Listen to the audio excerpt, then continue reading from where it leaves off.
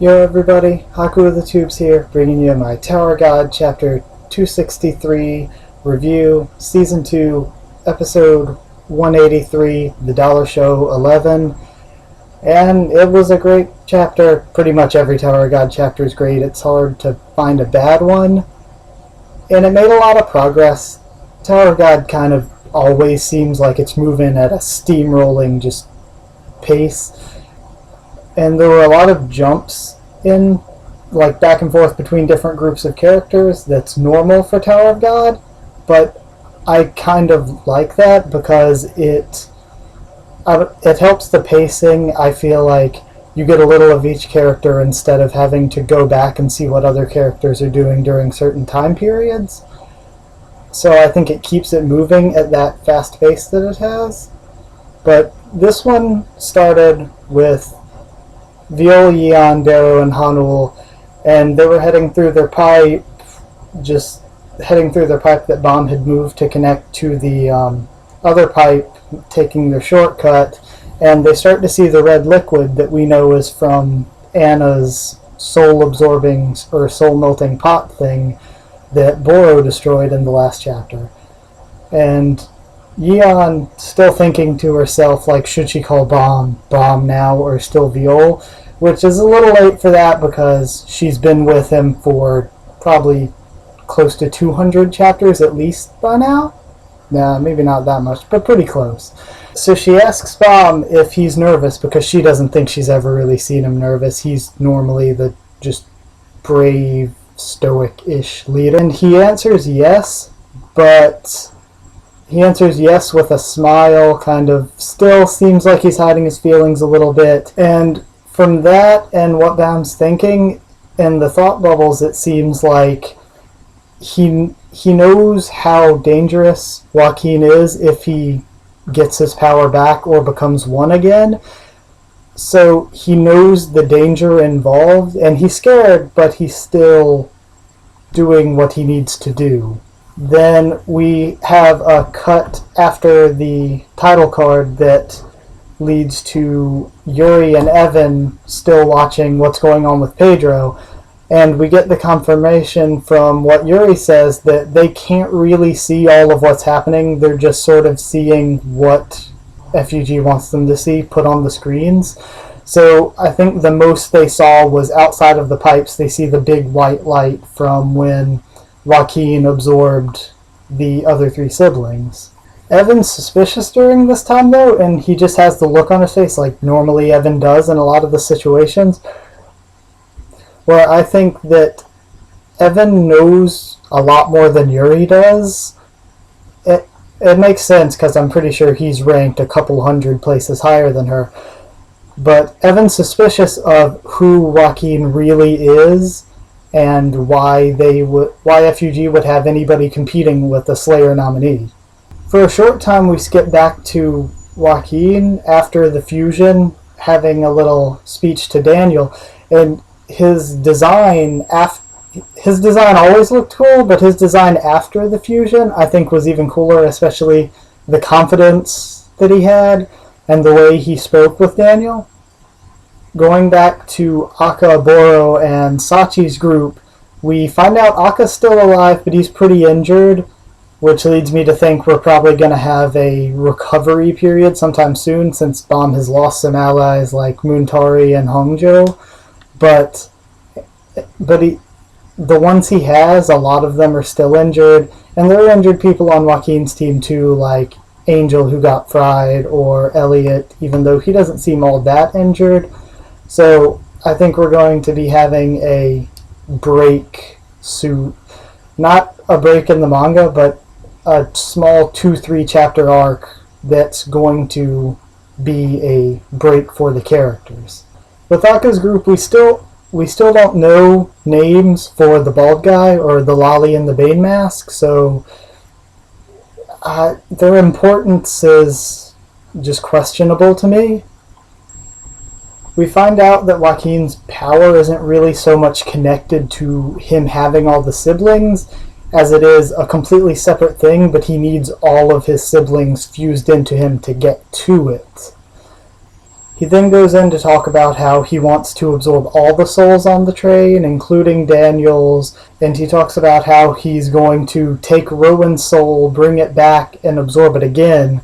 So I thought he had absorbed Rowan's soul before, and that was the whole problem, but it appears it's as though her soul is still alive somehow. It's just trapped on the train, and somehow maybe he can free it. I'm not even sure how that would work, but Joaquin's soul powers.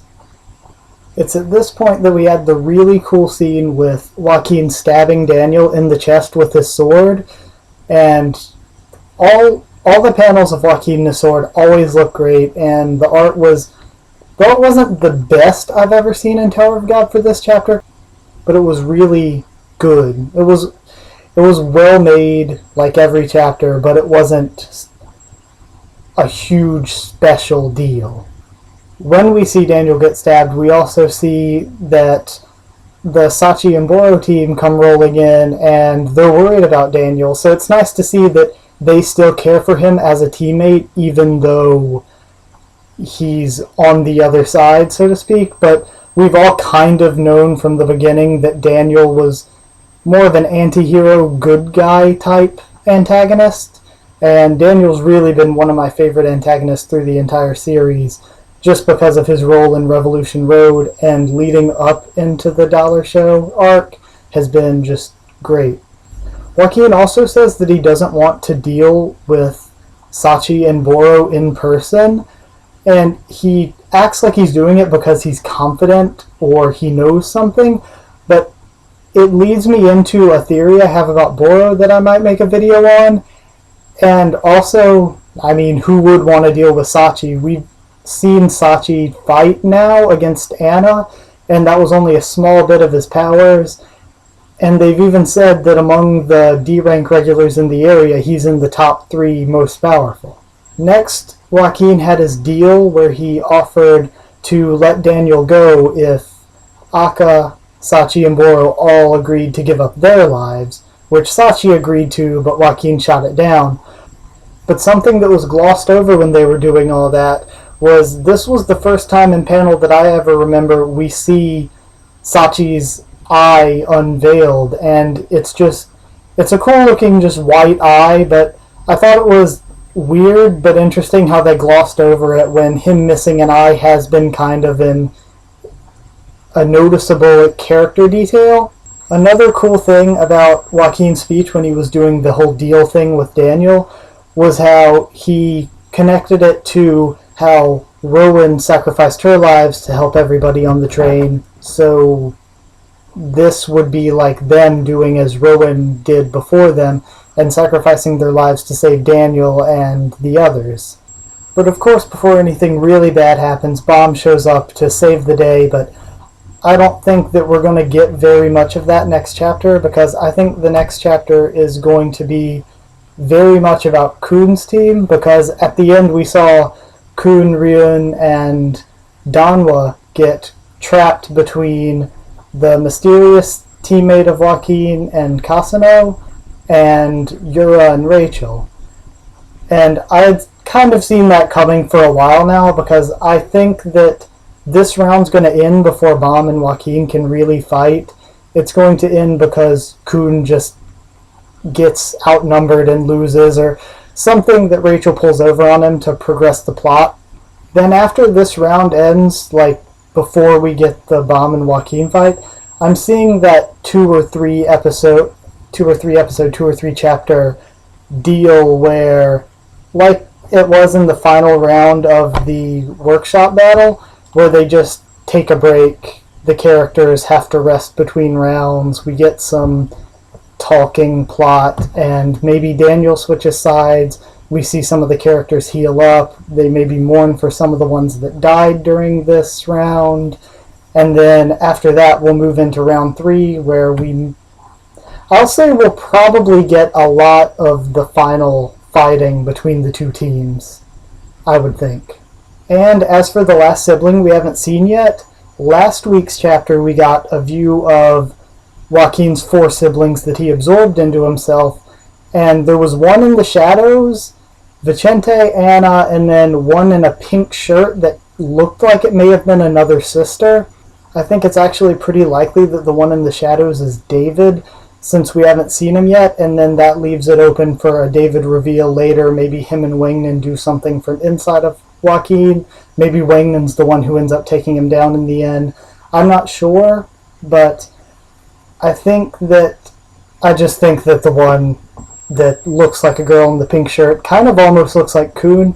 I think she's the one that we haven't been introduced to yet, and maybe she'll show up in round 3, or maybe it'll have to be even later than that before she shows up.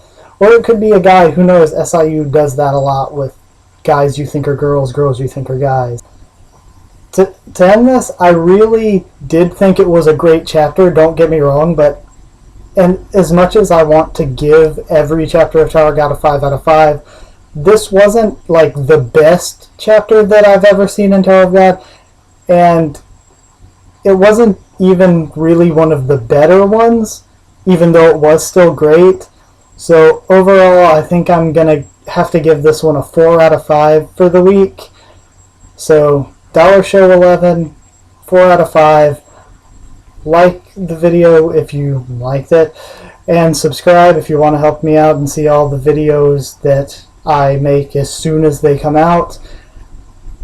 I should be doing One Piece live reaction tomorrow, and I will see you guys then.